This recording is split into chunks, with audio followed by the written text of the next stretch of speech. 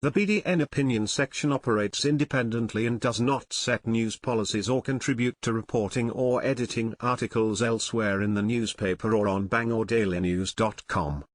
Adam Minter is a Bloomberg opinion columnist covering the business of sports. The first round of the NCAA's men's basketball tournament started Thursday. But it won't be the only college basketball competition worth watching this year. 2 weeks ago, organizers of a new tournament planned for the fall at the MGM Arena in Las Vegas indicated they'd offer each participating school up to $2 million in nil money that must be distributed to current athletes. The Players Era tournament, as it's known, isn't competing against March Madness, not yet, at least. But as college athletics undergoes seismic, money-driven changes, it's one model for the future. Others, intended to further enrich schools, athletic conferences and media partners, are also emerging. The consequences are stark. By next season, March Madness could look very different. Within a decade, it could be obsolete.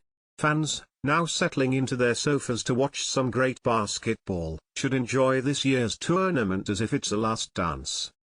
The NCAA's first March Madness dance began in 1939.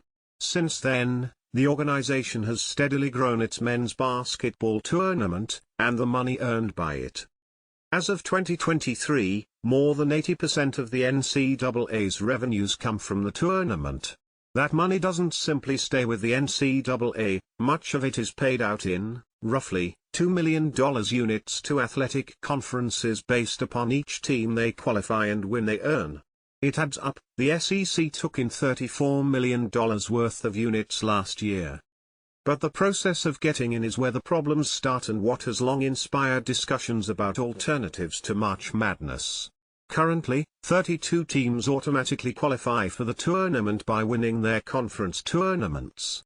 Most of the automatic qualifiers are from smaller leagues, and as a result, competitive teams from bigger conferences often don't make the tournament, which ultimately also means the money. This year, for example, the Big East, a long-time basketball power conference, saw 3 of its 20-win teams fail to qualify for the tournament. In response, the Big East has loudly complained about the NCAA's selection process. And it's not alone. On Wednesday, legendary Michigan State coach Tom Izzo, whose team qualified for this year's tournament, pointedly noted that he wasn't sure the process was good for the game. Potential solutions are on the table. Last year, the NCAA proposed expanding the men's basketball tournament to as many as 90 teams.